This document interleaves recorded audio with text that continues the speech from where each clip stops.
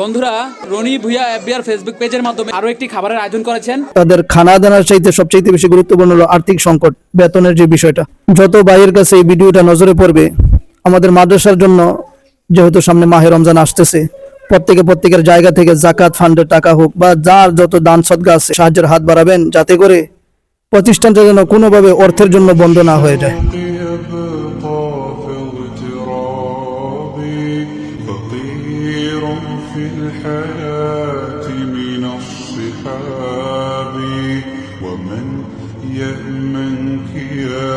আসসালামু আলাইকুম রহমতুল্লাহ। বন্ধুরা, হাশেরখোলা নুরানিয়া হাফেজিয়া মাদ্রাসার হাশেরখোলা কেন্দ্রীয় জামে মসজিদ কেন্দ্রিক যে আমাদের মাদ্রাসাটা, এই মাদ্রাসার মধ্যে চতুর্থবারের মতো রনি ভুইয়া এফবিআর ফেসবুক পেজের মাধ্যমে একজন দিনী ভাই নাম প্রকাশে অনিচ্ছুক আরও একটি খাবারের আয়োজন করেছেন।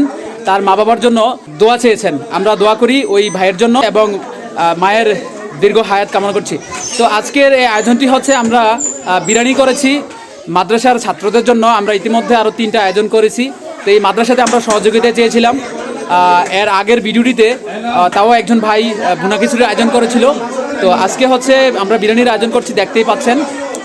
তো আমাদের চাহিদা ছিল মাদ্রাসার কিছু সহযোগিতা। এখানে মাদ্রাসার দায়িত্বশীলরাও আছেন, মাদ্রাসার কিছু সহযোগিতা চেয়েছিলাম। তো আমাদের ফান্ডে কিছু আর্থিক সহযোগিতা দরকার।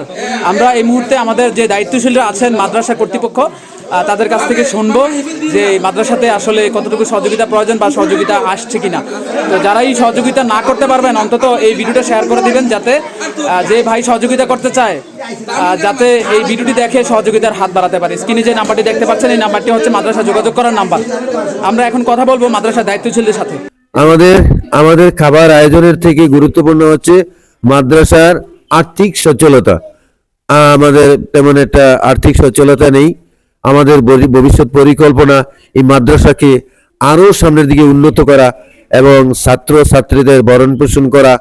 যদি কোনো দিনই পাই এই মাদ্রাসার ছাত্রছাত্রীর জন্য তাদের সাহায্যের হাতটুকু বাড়িয়ে দেন। আমি অসংখ্য এই মাহে রমজান মাসে তাদের উসিলায় যদি মাদ্রাসাটা সঠিকভাবে চলতে পারে, আমি তাদের জন্য দোয়া করব। আল্লাহ পাক যেন তাদেরকে আরো আর্থিক সচ্ছলতা দেন, দিন ইসলামের পথে টাকা ব্যয় করার মতো তৌফিক দান করেন। দেশ এবং প্রবাস থেকে যত দিনী ভাই দেখতেছেন, আলহামদুলিল্লাহ আমাদের এক দিনী ভাই একটা মেহমানদারির ব্যবস্থা করছেন। আল্লাহ তাআলা তাকে উত্তম বদলা এবং জাযা খায়ের দান করুক, তার মা বাবার কবরকে জান্নাতের উঁচু মাকাম দান করুক। সকলে বলি আমিন।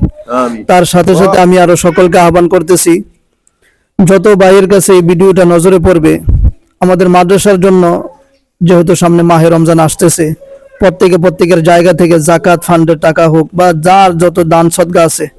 এখানে অনেক বাচ্চা আছে যারা টাকা পয়সা দিয়ে পড়তে পারে না, বেতন এটা কি চালাইতে পারে না। তো আপনারা যদি এদিকে একটু দৃষ্টি দেন বা দরদ করেন, তাহলে আপনাদের টাকা দ্বারা ছেলে মেয়েগুলা কি লেখাপড়া করতে পারবে। এখানে বাচ্চারা আছে, তাদের খানা দানার চাইতে সবচেয়ে বেশি গুরুত্বপূর্ণ হলো আর্থিক সংকট, বেতনের যে বিষয়টা।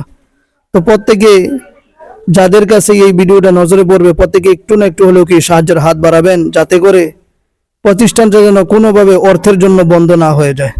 যে আর্থিক সচ্ছলতা এটা যেন সবসময় আপনাদের দানের হাতের মাধ্যমে এটা যেন কি উন্নতির দিক থাকে এবং স্বাভাবিকভাবে কি জারি থাকে।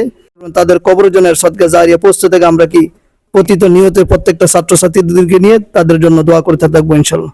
আসসালামু আলাইকুম রহমতুল্লাহি ওয়া বারাকাতুহু।